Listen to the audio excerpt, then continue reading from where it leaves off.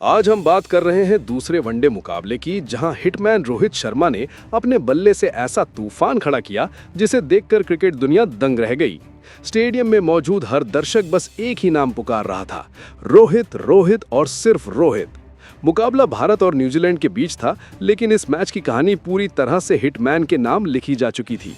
दोस्तों, टॉस के बाद जब भारतीय टीम बल्लेबाजी के लिए उतरी तो शुरुआती ओवरों में पिच को परखने का काम किया गया।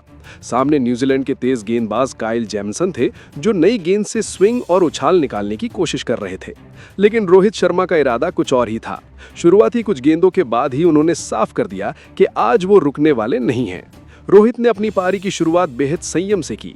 पहले कुछ ओवरों में उन्होंने स्ट्राइक रोटेट की, गैप्स में शॉट खेले और गेंदबाजों की लाइन लेंथ को समझा।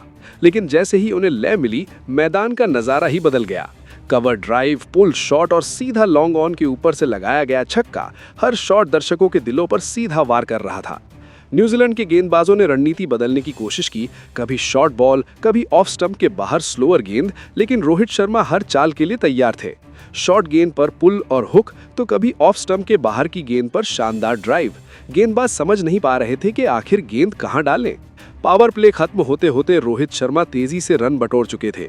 उनका स्ट्राइक रेट लगातार ऊपर जा रहा था और स्कोरबोर्ड दबाव में नहीं बल्कि रफ्तार में दिख रहा था। दूसरे छोर से आने जाने वाले बल्लेबाज उनका पूरा साथ दे रहे थे, लेकिन असली आकर्षण रोहित का बल्ला ही बना हुआ था। जैसे ही रोहित शर्मा ने अपना अर्धशतक पूरा किया, स्टेडियम तालियों की गड़गड़ाहट से गूंज उठा। ये अर्धशतक सिर्फ एक आंकड़ा नहीं था, बल्कि आने वाले तूफान की चेतावनी थी। इसके बाद रोहित ने गियर बदला। अब हर ओवर में बाउंड्री आने लगी। फील्डिंग सर्कल के बाहर खड़े खिलाड़ी सिर्फ गेंद को उड़ते हुए देख पा रहे थे। मिडिल ओवर्स में न्यूजीलैंड के स्पिनर्स मिचेल ब्रेसवेल को लगाया गया, लेकिन यहां भी रोहित शर्मा का दबदबा साफ दिखा। स्पिन पर आगे बढ़कर खेले गए छक्के और पीछे हटकर लगाए गए कट शॉट्स ने गेंदबाजों का मनोबल तोड़ दिया। हर बड़ा शॉट ऐसा लग रहा था जैसे पूरी तैयारी के साथ खेला गया हो। रोहित का शतक बेहद खास अंदाज में पूरा हुआ। एक जोरदार शॉट, गेंद सीधे बाउंड्री के पार और फिर हेलमेट उतारकर दर्शकों का अभिवादन किया। ये शतक सिर्फ रन नहीं बल्कि अनुभव और क्लास की मिसाल था।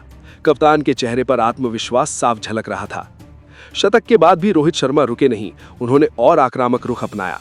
अब हर गेंद पर बड़ा शॉट खेलने की कोशिश हो रही थी और ज्यादातर कोशिशें कामयाब भी हो रही थी। न्यूजीलैंड के गेंदबाजों के पास कोई जवाब नहीं बचा था। फील्डिंग बदली गई, गेंदबाज बदले गए, लेकिन नतीजा वही रहा। रोहित शर्मा ने अपनी पारी को 158 रनों तक पहुंचाया और ये सब उन्होंने महज 72 गेंदों में कर दिखाया। ये पारी सिर्फ तेज नहीं बल्कि पूरी तरह नियंत्रित आक्रमण का उदाहरण थी।